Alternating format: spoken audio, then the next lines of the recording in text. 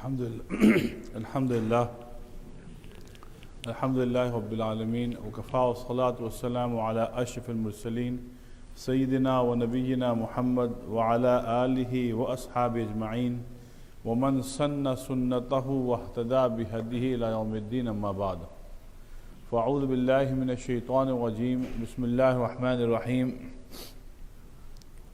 إن الله يأمركم أن تؤدوا الأمانات إلى أهلها وإذا حكمتم بين الناس أن تحكموا بالعدل إن الله نعم ما يعظكم به إن الله كان سميعا بصيرا صدق الله العظيم. My dear and respected brothers and sisters in Islam, Assalamu alaikum wa rahmatullahi wa barakatuh. So my dear brothers and sisters, one of the great lessons that one can derive after studying Siyatun Nabi Sallallahu Alaihi Wasallam, after studying the life of our Rasul Sallallahu Alaihi Wasallam, is that our Rasul Sallallahu Alaihi Wasallam was a man of great character since his childhood.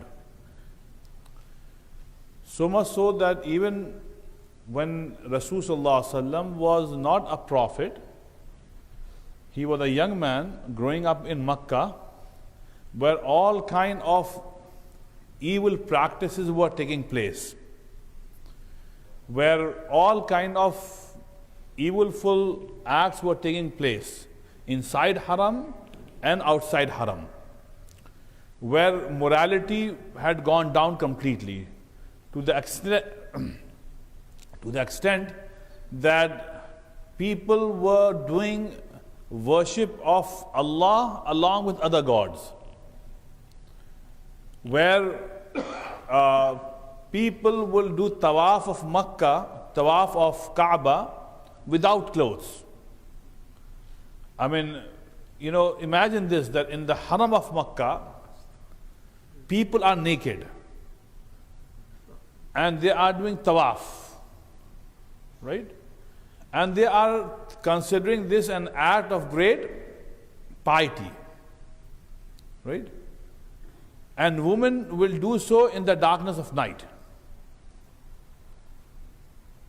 So think how low the moral values of the society had gone.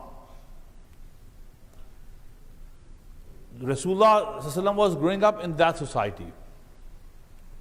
Also, in that society, it was hard to trust anyone.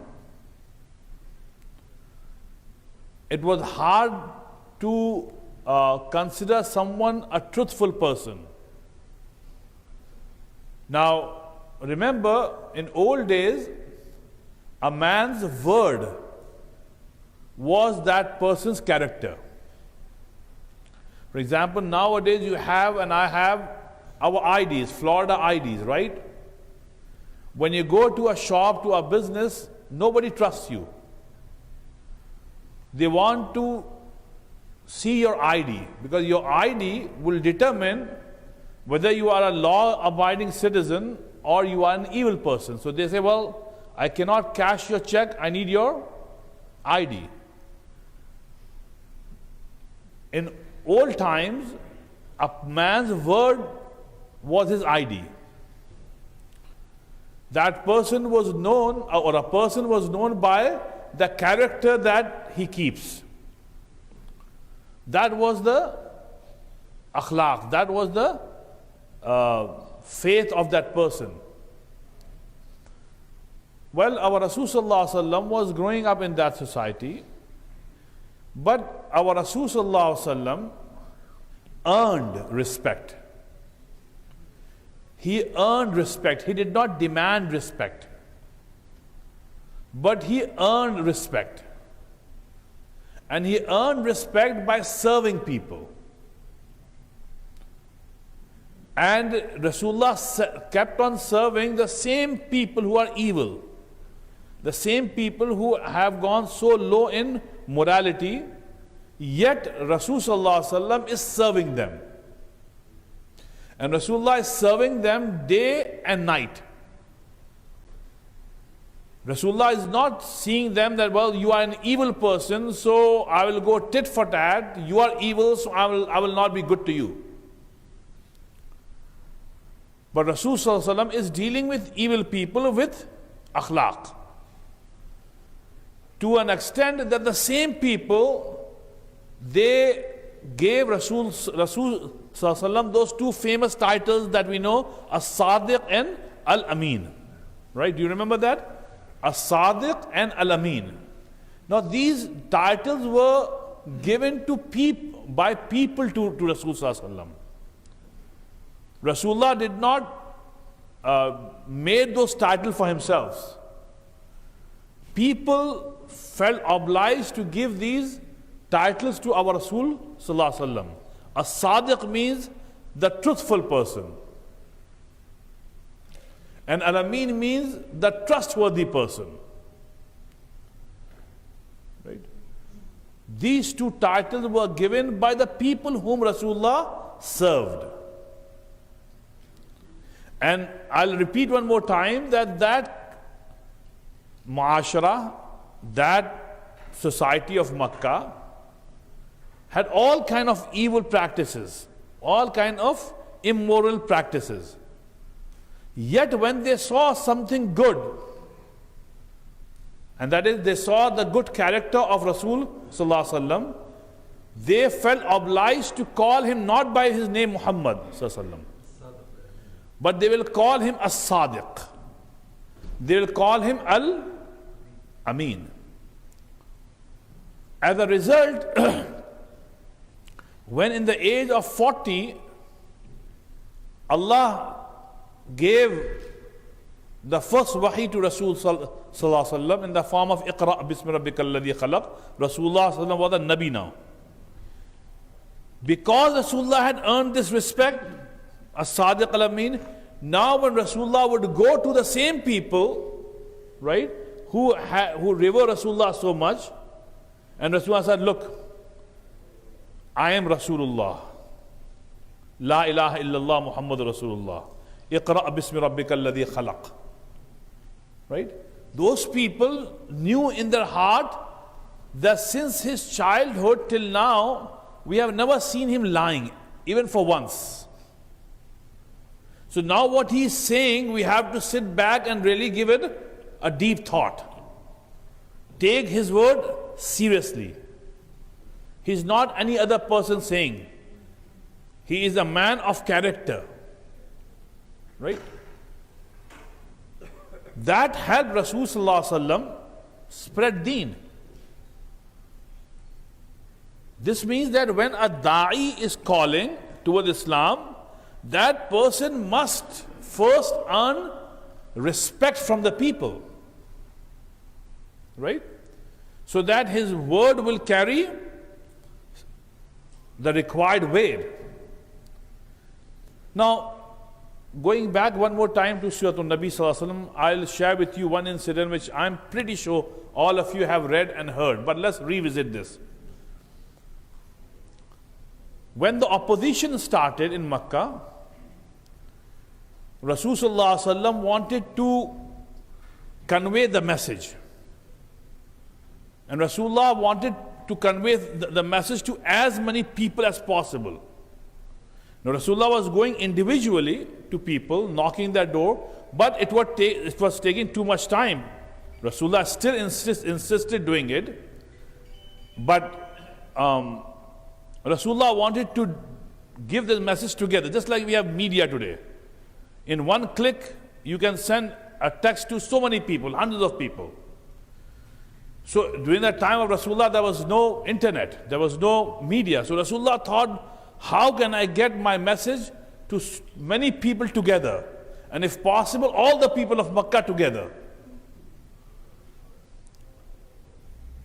And this is a point to think. If Rasulullah was present today, had Rasulullah used the media today or not? Think about it. Because here what Rasulullah did was, Rasulullah thought, what are the means available in Makkah? The only mean, brothers, was a hilltop. A hilltop. So Rasulullah climbed the hill right? No microphone there, right? So Rasulullah climbed the hill, and on top of the hill, Rasulullah is standing. And now Rasulullah is addressing the people of Makkah. Now Rasulullah knew this very well, that if I'll be standing on top of a hill, my voice, right, will go far as compared to if I'm standing on the ground. So Rasulullah went on top of the hill, and now he's addressing the people of Makkah. And then when Rasulullah addressed the people of Makkah, they heard his voice, Sallallahu. And they assembled. And then Rasulullah asked these questions, that, "Oh people of Makkah, you are listening to me?" "Yes." Rasulullah, "I would like to ask you a question. What do you think about me? What are your views about me?" The people said that, "We consider you to be the most truthful person in Makkah, the most truthful person, a Sadiq." So Rasulullah said that, if I were to tell you, since I am standing on the top of the hill and you guys are on the ground, you cannot see the other side of the hill. Let's say if I would say that I can see on the other side of the hill, right, that an army is approaching Makkah. So you guys cannot see. If I can see this and I'm informing you, will you believe in what I'm saying? Because what I'm seeing, right, you cannot see. So if I were to tell you that an army is coming, will you believe in me or not? So all of them, right, they said, "Yes, O Muhammad, we consider you a Sadiq and Al-Amin. Whatever you say, we'll believe in that. You are a man of character." So Rasulullah said, "Now listen to me. And that is that my message to you is that there is no God but Allah. Worship none but Allah. Do not worship Lat and Uzza and Manat and all these idols that you are worshipping in Haram. No, quit. Make tawbah. So Tawheed, La ilaha illallah, and then believe in me as the last Rasul of Allah subhanahu wa ta'ala." Rasulullah conveyed this message. Now people who are on the ground, many of them would later on become Muslim, right? But Abu Jahl, Abu Lahab, right, people like them, they started making a big fuss. They created a big chaos there. And the crowd dispersed. But my dear brothers and sisters, people who were going to become Muslim later on, they took Rasulullah's word seriously. Some of them later on would come in secrecy and they will accept Rasulullah as Rasul in the middle of the darkness, so that nobody can see. Many of them will accept Islam later on. Why? Because they knew in their heart that Rasulullah is a Sadiq and Al-Amin. This person never speaks lie. Right? Now, my dear brothers and sisters, when we fast forward the Siratul Nabi Sallallahu Alaihi Wasallam, there is one very important incident that happened which you and I must understand, so that we can build our character by studying the character of our Rasul Sallallahu Alaihi Wasallam. And because of this incident, Allah revealed this ayah which I mentioned to you in the beginning. Inna Allah ya'murukum an tu'addul amanati ila ahliha wa idha hakamtum bayna nas an tahkumu bil adl. What was the story? The story was, my dear brothers and sisters, and please pay attention to this amazing story, brothers and sisters. Keep your words, right? Have amanat. So the story goes like this. In Haram of Makkah,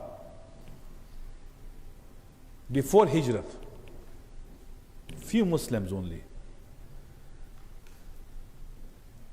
The community, Muslim community, weak. Only 20, 30 Muslims so far. Rasulullah sallallahu alaihi wasallam wanted to go and open the door of Kaaba. And Rasulullah wanted to spend some time alone inside Kaaba. So there is this door, right, of Kaaba. One Sahabi, one person who, alhamdulillah, later on will become Muslim, but not at this time.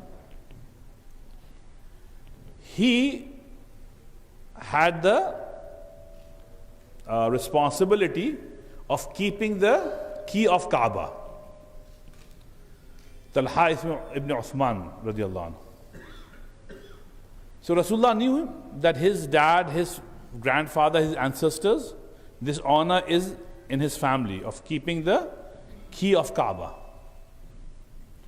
Now Rasulullah knew Talha since childhood. So Rasulullah went to him and said, Talha, can you give me the key for a few minutes?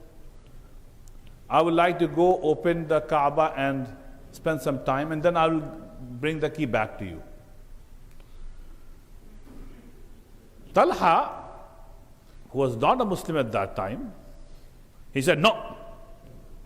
Flatly refused. Not only flatly refused, but he raised his voice, right?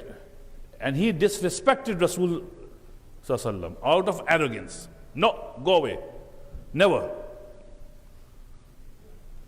Now Rasul Sallallahu felt terribly bad that I know this person, right? We are relatives as well. And look, this person is refusing to give me this key. But Rasul Sallallahu akhlaq was that he will never do tit for tat. Right? This person screamed at Rasul Sallallahu, but Rasul Sallallahu did not scream back at him. But Rasulullah said one thing. While leaving that place, Rasul Sallallahu said, Talha, today I'm asking you this key, and you are refusing, right? A day will come when you will be forced to give this key in my hand. A day is going to come when you will be forced to give this key in my hand. Remember, that day is going to come. Now, Rasulullah will never say something like this. Talha had never heard anything like this from Rasulullah. In his heart, he was shaken up. He knew that something is going to happen in future. Well, many years passed by, right? Rasulullah left Makkah. Rasulullah moved to Medina Munawwara, right? First year, Badr, second, Uhud, Khandaq, then Hudaybiyah, then finally, Fath Makkah. Inna fatahna laka fatham mubina. Now, Fath Makkah took place. The victory of Makkah took place. Now, brothers and sisters, here Rasul Sallallahu Alaihi Wasallam is going to Makkah with hundreds and thousands of Sahaba. And these Sahaba are those people who would say Sami'na wa ata'na, any commandment of Rasul Sallallahu Alaihi Wasallam, right, would be binding upon them. Now imagine Talha is still not Muslim. He still is the custodian of the key of Makkah. Now Rasulullah enters into Kaaba, and now all these thousands of Sahaba are standing around Haram, right? And they have the swords on, and there is no non-Muslims there. And Rasulullah in the company of these thousands of Sahaba has a stick in his hand, and he is going to each of those idols that are sitting there, and Rasulullah is poking that stick to the small idols, making them break. And then Rasulullah saying, وَقُلْ جَاءَ الْحَقُّ وَزَهَقَ الْبَاطِلِ إِنَّ الْبَاطِلَ كَانَ زَهُوقًا. Haqq has come, batil must go. Truthhood had come, falsehood must go. So the Kaaba was now cleansed of idols. Now, brother, came turn to open the door of Kaaba. So Rasulullah said, okay, now we need to open the door of Kaaba. Rasulullah said, who will go and call Talha from his home? Right? Now, some Sahaba went, they knocked at the door of Talha. Talha had locked himself up in that house, in his house. And they said that, Talha, come. Our Rasul Sallallahu Alaihi Wasallam is asking you. He wants to see you. Talha had no option but to come. Talha now came into Haram, and there are thousands and thousands and thousands of Sahaba, right, inside Haram, jam-packed. And imagine if Rasulullah would have given one command against Talha to Sahaba, right? Talha, could have lost his life. But Rasulullah was not an emperor or a king. He was Rasulullah. Talha was brought. Rasulullah said, Talha, can I have the key of Kaaba? Talha took out the key and handed that key to the hand of Rasulullah. Rasulullah looked into the eyes of Talha to tell him that that day had come which Rasulullah prophesied years ago. Rasulullah opened the door, went inside, cleansed the Kaaba from inside of all the idols, prayed Salah inside, right? Came out, Talha is still standing outside. Guess what did Rasulullah do? Rasulullah gave the key back to Talha. Rasulullah said, Talha, you were keeping the key, your ancestors were keeping the key, you will still keep the key. That is the akhlaq. Rasulullah did not snatch it from him. Rasulullah said, no. Although remember, he was not a Muslim yet. Allah subhanahu wa ta'ala revealed this particular ayah. Inna Allah ya'murukum an tu'addul amanati ila ahliha. That always give the ownership of things to their true owners. Don't snatch. Don't deprive people. Talha would become Muslim and the rest is history. Even till today, the Saudi government, right, had allowed the same family to keep the key of Kaaba for 1400 years. Same family. The family of Talha keeps the key of Kaaba. Why? Because Allah revealed this ayah in the 5th juz, Inna Allah ya'murukum an tu'addul amanati ila ahliya. My dear brothers and sisters, the point here is that this ayah tells us the character of our Rasul Sallallahu Alaihi Wasallam. Right? You and I, brothers and sisters, must develop our character, our akhlaq. Right? Remember, there is nothing more important in the life of a Muslim than having a good akhlaq. And then, remember this small hadith of Rasul Sallallahu Alaihi Wasallam. Rasulullah said, La imana liman la amanatala. La imana liman la amanatala. That there is no iman if a person doesn't have a good character. If you don't have a good character, there is no iman. Iman means having a good character. If you cannot trust me, I cannot trust you. Where at first opportunity I will deceive you, you will deceive me, I will hurt you, you will hurt me. I'm talking to you and praising you. Once you turn away and go, and I'm going to start backbiting about you. If I'm giving you this impression that I love you, but in your absence I'm talking hateful things about you. So this is not character. This is not character. Amanah means that you are a person of such character that people respect you of your good qualities. Right? So, la imana liman la amanatala. There is no iman if you don't have a good character. Right? And this is why our Rasul sallallahu alayhi wasallam said that on the day of judgment when Allah will weigh your deeds, right? There will be no deed more heavier in the scale than having a good character. Than having a good character. A man of words. Trustworthiness. Right? Brothers and sisters, what is Zul Wajhain? This word had come in hadith, right? Who can tell me what Rasulullah meant by the word Zul Wajhain? Anybody? Zul Wajhain? Yeah, two faces. Rasulullah said that don't be a man with two faces. That you meet this person with one face and that person with another face. And then Rasulullah said, just like munafiqeen, hypocrites, will be punished more severely in the hellfire. In the same way, among Muslims, people who have two faces, they would be punished more severely in the hellfire. And two faces here means that people just cannot trust you anymore. They do not know who you are, because they love you, but then you backstab them.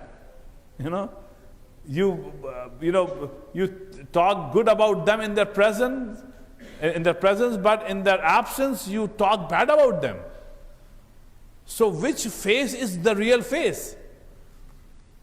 So a mu'min will have only one face, right? And let me conclude the talk by quoting to you this famous hadith of Rasulullah, one of the most easiest hadiths to remember and to reflect upon, my dear brothers and sisters. Rasulullah gave a definition of a mu'min. Who is a mu'min? Right? So Rasulullah said, Al-mu'min, Al-Muslim, man salim al-muslimuna min lisanihi wa yadihi. Aw kama qala alayhi salatu wassalam. Rasulullah said, that person is a real believer. That person is the real believer who does not harm anybody, either through his speech or through his actions. You don't harm anyone. People love to keep your company. People love to call you their friends. People love to hang around with you. People they take your words, right? Then you are a Muslim. Then you are a mu'min. And this is why, my dear brothers and sisters, before the day of judgment, one of the things that would be the most difficult thing to see among Muslims would be amana, character. And character and amana is what deen is all about. Right? So again, this ayah, Inna Allah ya'murukum an tu'addul amanati ila ahliya. Remember this, brothers and sisters. And I told you the background of the reason why this ayah was revealed. Please remember that Shan Nuzul as well, right? And then remember this hadith of Rasulullah sallallahu alaihi wasallam, La imana liman la amanatala. If you don't have a good character, you don't have iman. May Allah subhanahu wa ta'ala help you and me and understand. Subhanallah wa bihamdi, subhanaka Allahumma wa bihamdik, nashhadu an la ilaha